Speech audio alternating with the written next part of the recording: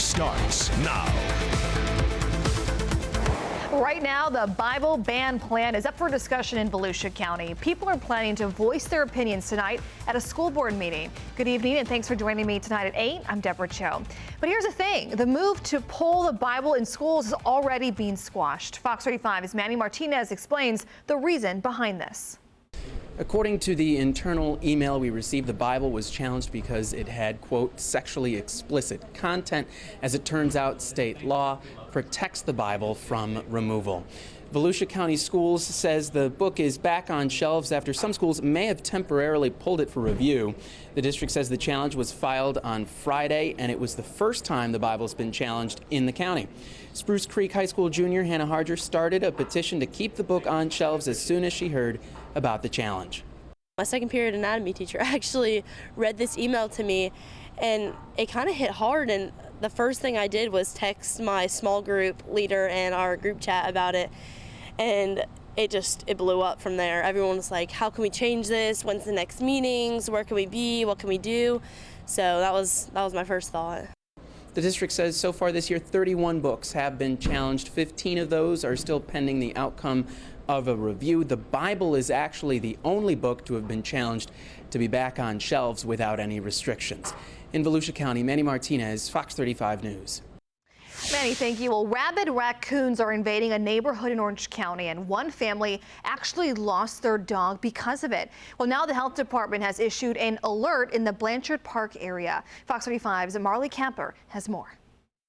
That's right, and vaccines could be the difference of life or death, especially if you live in an area where there's raccoons or bats or other animals that carry rabies, especially if you live near Blanchard Park, where dozens of families walk their dogs every day. I talked to some concerned people about it. I'm really scared, especially she's 6 months old, so that's really scary. She just got all of her shots. Some dog owners in Blanchard Park are on high alert after learning there's been confirmed cases of rabies in the area. Do you think that you might not bring her around here as much?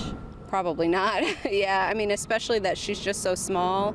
I don't know, it would just scare me. Deborah Choe, Director of Infectious Diseases for the Orange County Health Department, says finding rabid raccoons isn't new. But it is strange finding 3 within 3 months. A positive test in an animal is usually, the disease is 100% fatal, almost always. Choe says rabies is generally transmitted through bites, specifically saliva getting into an open wound, which is what happened to a dog in the area. And one of those positive raccoons had an interaction or bit or fought with a family dog, and that dog passed away. I talked to a veterinarian near Blanchard Park, Dr. Kelly Randolph. She says the best way to avoid this from happening to your pets is by getting them vaccinated. If you are up to date with vaccines, the studies have shown that it protects you. Even a couple of rabies shots will protect you almost your whole life.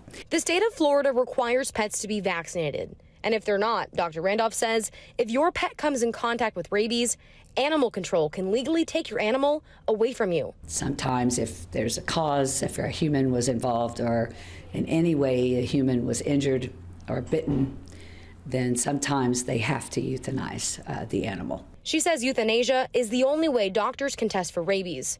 So it's best to avoid all wild animals and don't touch them. The health department says last year there were 9 animals who tested positive for rabies. This year there's already 6. Now they're not sharing this information to scare you, although it can be scary, but they're hoping it'll encourage you to vaccinate your pets. Reporting in Blanchard Park, Marley Capper, Fox 35 News.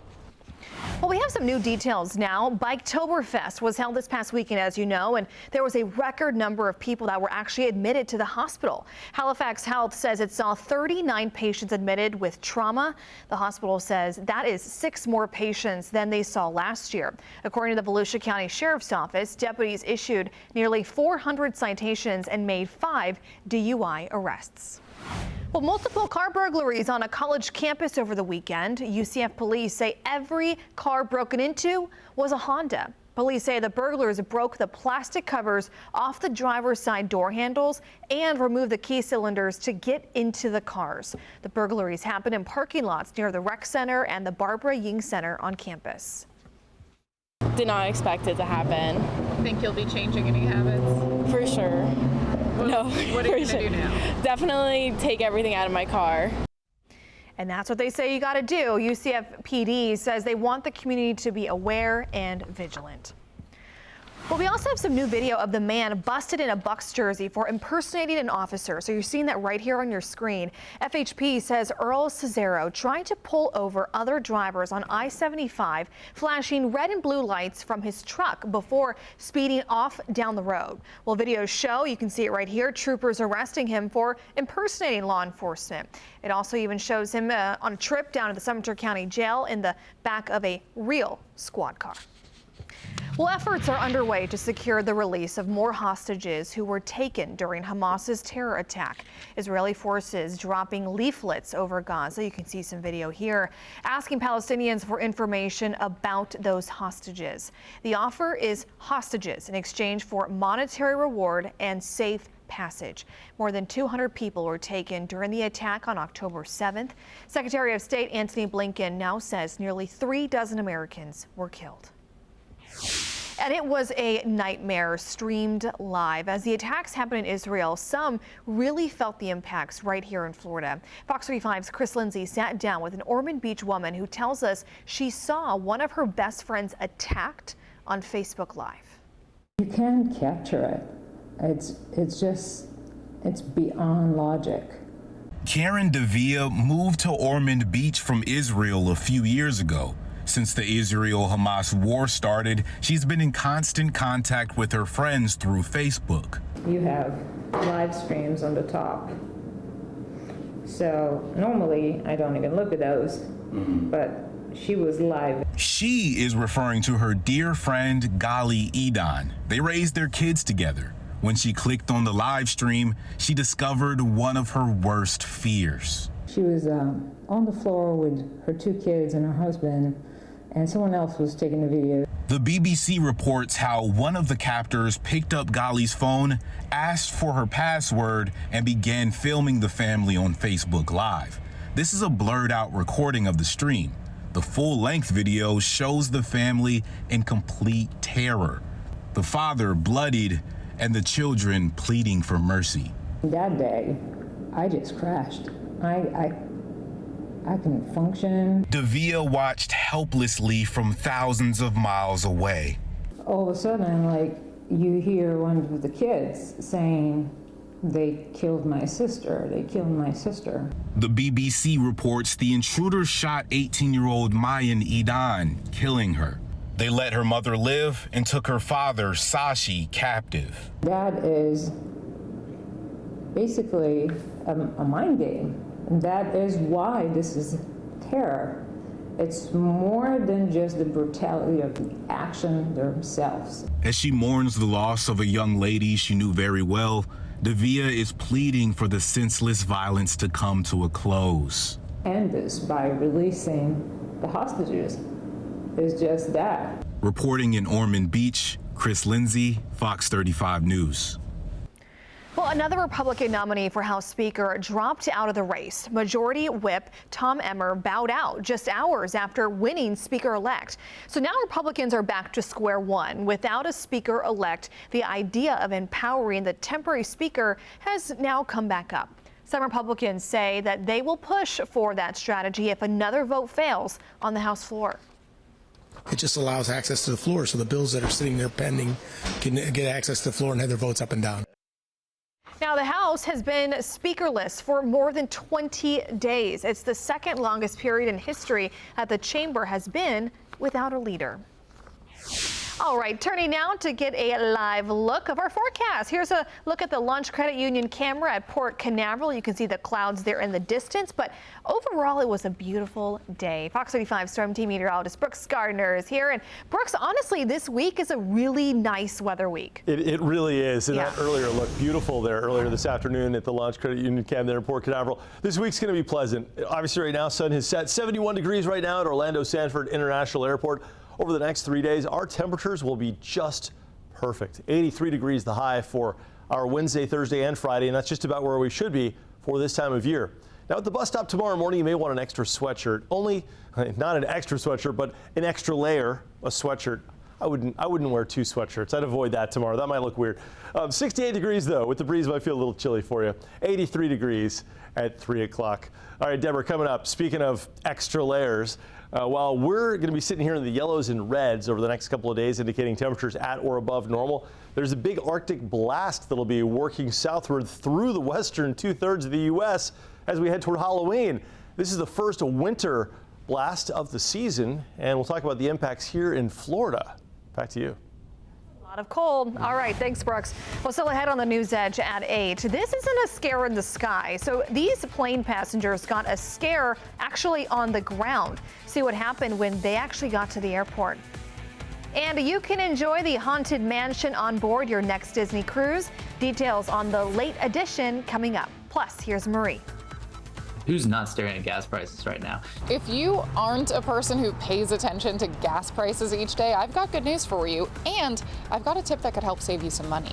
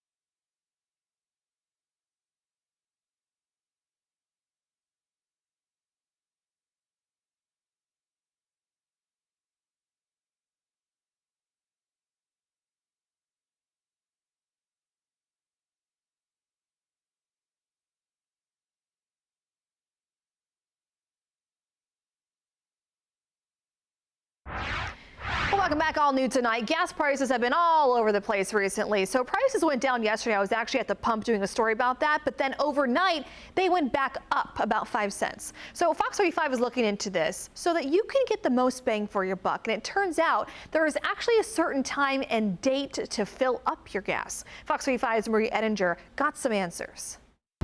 I was just able to fill up for what in Florida is the statewide average right now. Things like where the gas station is getting its gasoline, when they're pumping it up, and whether they're part of a larger network or if they're a mom and pop shop, things like that are all going to play a role in how much that gas costs. This week, we got lucky with a trifecta of influences driving prices down. Gas is usually a little more affordable in the winter anyway. The winter blend is cheaper to produce. Plus, people are traveling less right now, and lower demand means lower costs. Finally, oil prices took a dive, so it's it's cheaper right now to produce gasoline. As for the best time to fill up, one expert told me Monday mornings might be the best way to do it. There's oftentimes really no rhyme or reason, but I'll say anecdotally, what I've noticed is that gas prices do tend to increase on Monday afternoons. Another exciting tidbit, AAA says gas prices might fall again sometime soon. In Orlando, Marie Edinger, Fox 35 News. All right, good information there.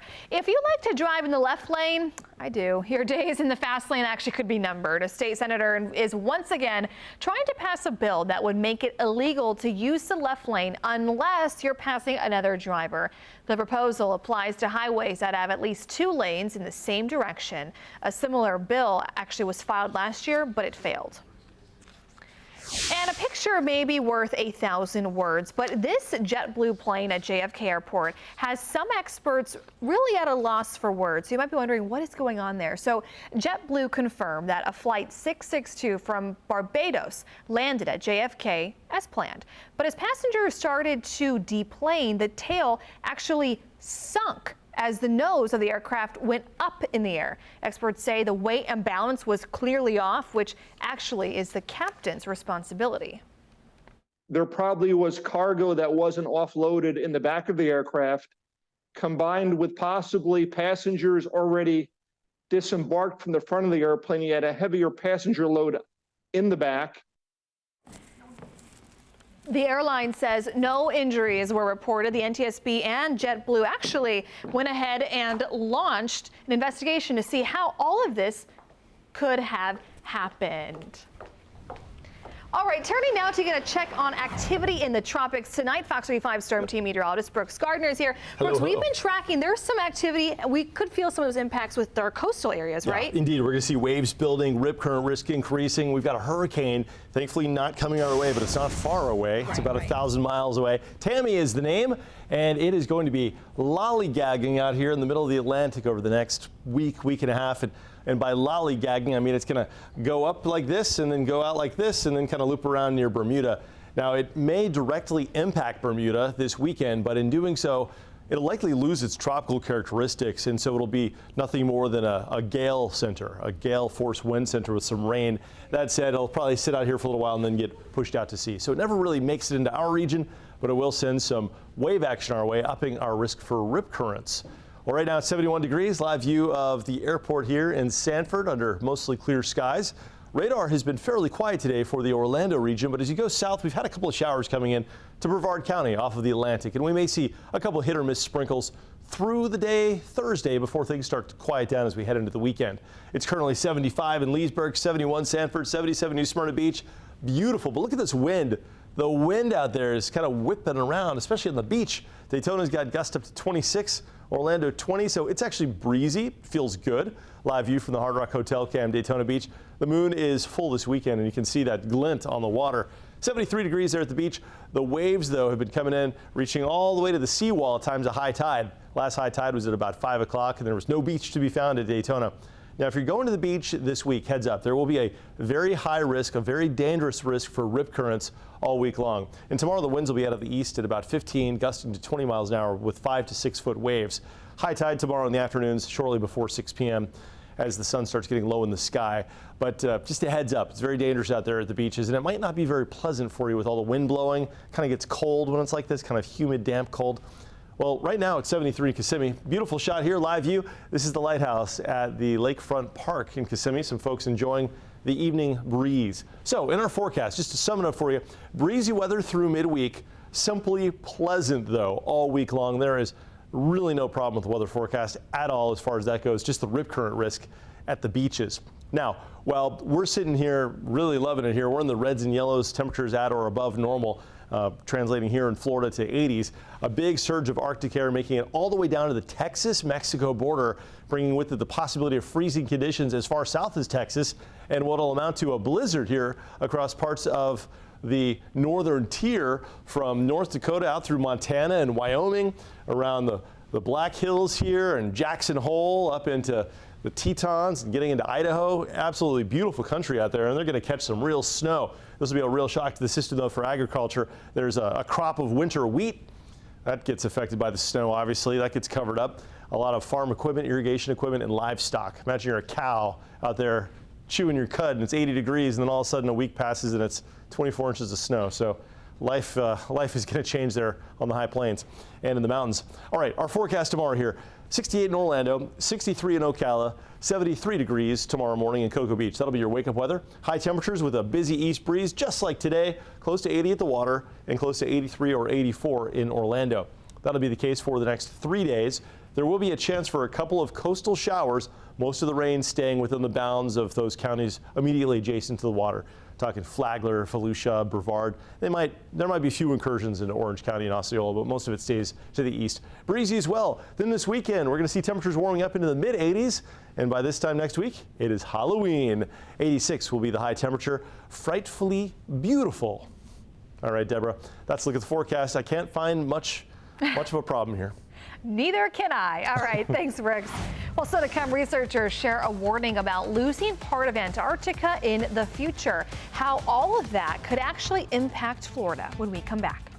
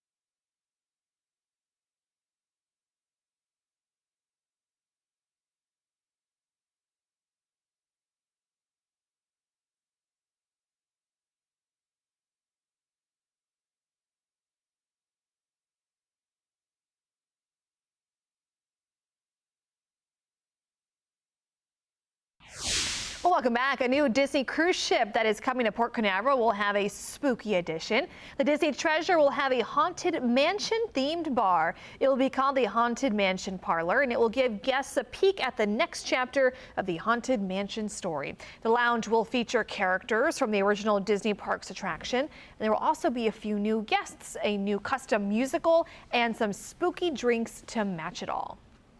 We're going to continue the story from the Haunted Mansion, take it in a new little direction. We've got a jovial captain that has a bit of a disastrous dinner date with his beloved fiancée. And, you know, with those 999 haunts, some of those may be joining us. There you go. So the Disney Treasure will set sail with the Haunted Mansion parlor December of 2024. Well, caught on camera, a man jumps into a lagoon at Epcot. Look at that. Witnesses say it all happened near the Italy Pavilion on Monday. They say someone bet the man $6,000 that he would not do it. We reached out to Walt Disney World to find out what happened to that guest. We are still waiting to hear back. Wow. All right, we'll take a look at this. A pair of baby Asian elephant twins are celebrating their first birthday. This is at the Rosamond Gifford Zoo in Syracuse, New York. The twin calves spent the afternoon playing with those gift-wrapped boxes. They even got some birthday cake. The zoo calls the pair a miracle because twins make up less than 1% of elephant births worldwide. Oh, very cute. Well, coming up on Central Florida's only live local newscast at 8:30, are you tired of getting robocalls on your phone? Well, the government says you're not alone. What Congress is doing to stop those calls from ever reaching you in the first place. Plus, test scores continue to drop in Florida. Why some are worried this means students will not be prepared for college.